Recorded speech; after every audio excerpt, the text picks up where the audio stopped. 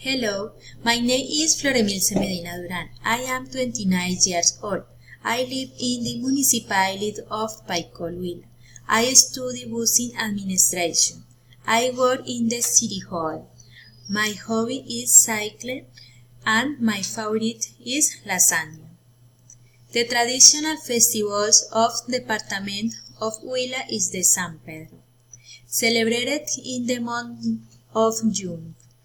For this celebration, ladies of the different municipalities prepare to dance the San Juanero, which consists of 8 steps. The candidate was performs in the interpretation of this dance is crowned as the departmental king of the Bambuco. I invite you next year to link up and head to know this growth traditional party our department.